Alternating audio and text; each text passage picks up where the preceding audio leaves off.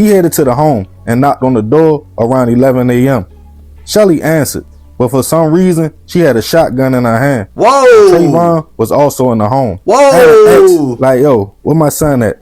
As she stated, oh, it's you, and put the gun on the table. What? She then went upstairs to get their son ready so he can go and spend time with his father. Trayvon would say something slick out his mouth to Allen, and he responded back.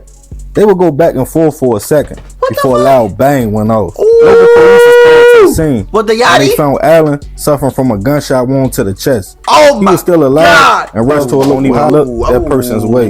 If that's the case, even if their co-parenting relationship is good and they let it be known there's nothing going on between them and the relationship is over. Some people just respectfully decline because they don't have kids themselves. They want a fresh start with their own before they play stepmother or stepfather. Oh God. And you have people that feel like no matter what an individual says, there will always be some kind of drama in the mix between the baby father and baby mother. But on the flip side of that, it's people out there that's up for the challenge.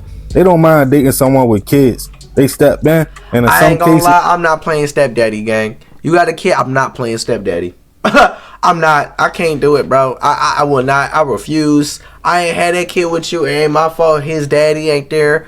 But then when it comes to a maturity level, like his daddy ain't there, he ain't got nobody, I gotta play stepdaddy for this kid. It ain't even about the girl. Like, it hit different when you think both perspectives, but I'm kind of too young to play stepdaddy, bro. I don't know. they play What their y'all position. doing? They show respect for the other parent, and they understand the child is not theirs, and that their partner has to communicate I don't with know, their man. other child's parent. But then you have the ones that come in and bring drama themselves. They point out everything they feel like the other party is not doing for the kid. Toxic. They want to help discipline. I had myself even seen in some cases where a man was able to convince the baby mother to put her baby father on child support. What? So he can control the money. What? Even though the father was present and already supporting the child. But as a parent, you can't back down, no matter how cruddy the other parent is. We want to see our child, but we never really think about a simple visit could possibly bring harm our way. And on this episode of Hood Tales, we'll be taking it to Pittsburgh, PA, Ooh, to that's discuss close the to case me. of a man who went to pick up his son, but his baby mother's boyfriend had other plans. Oh Back goddamn. in 2023, 37-year-old Alan Stevens was navigating life in Pittsburgh.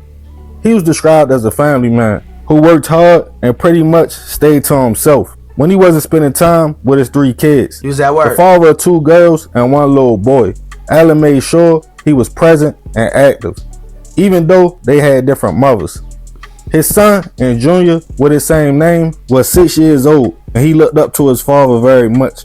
He would co-parent pretty well with his mother and could come get his son whenever he wanted to. Little man's mother, who we'll call Shelly for the sake of the Hey, I ain't story, gonna lie, on God, we all done had that Spider-Man bike. On God, we all done had that Spider-Man bike. I done had the same bike, gang. That's crazy, bro. Every little kid, bro. would eventually get into a new relationship with a man much younger than Alan. At Whoa, the time, whoa. 20-year-old Trayvon Taylor. Alan wasn't worried about it though, as him and his son's mother were not together, and Right. she often dated other men. On God, He had no on God, you gotta push P. You gotta push P. She wanna go be a slut buddying, you gotta let her be a slut buddying. She wanna go smash other dudes, you go smash other girls, and you go on about your business, gang.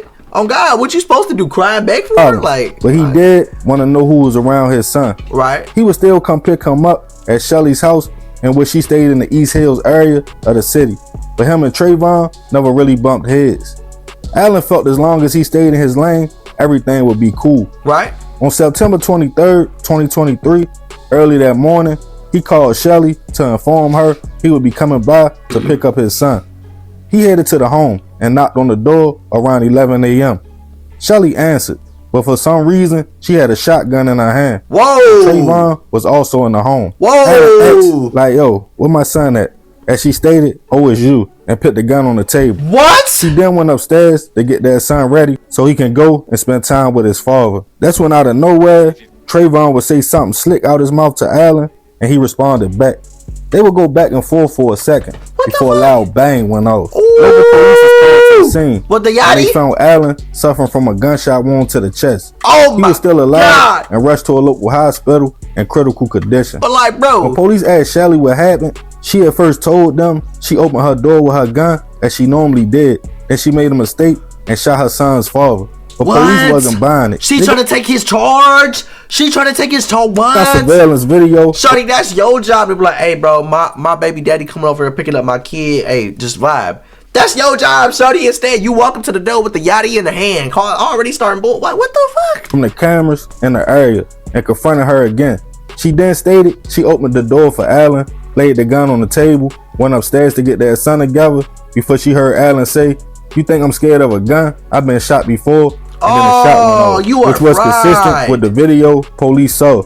They saw Allen holding his chest after he was shot, walking, then collapsing, and a man running with the shotgun fleeing the scene. So Shelly he got hit with the shotgun in the chest. Oh my God. Boyfriend. But security at the complex knew exactly who the young man was. He was they gave police the name of Trayvon, who was now wanted for questioning. He was security. Later that day, detectives would get a call from the hospital stating unfortunately Allen didn't survive his injuries. Still looking for Trayvon, who was now MIA, police would eventually find a shotgun that was in some bushes not too far from the house. And 2 days later, they located Trayvon. Goofy. He was taken into custody, at first charged with first-degree murder. As Allen's family got the news, they were confused and devastated. How a simple custody exchange led to Allen being shot. He was only coming to pick up his son. That's wild. As the case started making its way to court, Trayvon's lawyer painted it as the men were joking around. And being young, Trayvon picked up the gun and pointed it. What? And that's when it went off. Joking? He panicked and ran out the house, stating he didn't have a criminal record and was green to any crime, and that's why he stashed the gun in the same area and ran. They also pointed to the fact that Shelly at first said she shot her baby father. As Allen's mother spoke out, she did? Things are not the same without him, saying her son was taken from her and his kids. She told Trayvon the worst part was his 6-year-old son saw the whole thing. Wow. And watched his father collapse. But in a change of tone and heart, she told Trayvon, who is now only 21 years old, "You are a baby, and I forgive you." As he whispered, "I'm sorry and thank you to the family." What? In the end, he pled guilty to involuntary manslaughter and reckless endangerment. And how long was he sentenced to 6.5 to 13 years. That's all he got? So in 6.5 years he can get out, gang? Man, I ain't trying to hear that, bro. He knew what he was doing. He probably said something slick. They started arguing, bro. He upped his pipe and blew him down, bro. Man, that's fried as hell, gang. I ain't even gonna lie. Like, just because he ain't got no record, he get away with that. That's crazy, bro. That's wild. In 2024. Rest in peace to Allen. I sent my prayers and condolences to his kids. Baby family, mama. Especially his son. Baby mama. That kind of trauma can lead to early on PTSD and other issues. Oh God. Watching your father lose his life.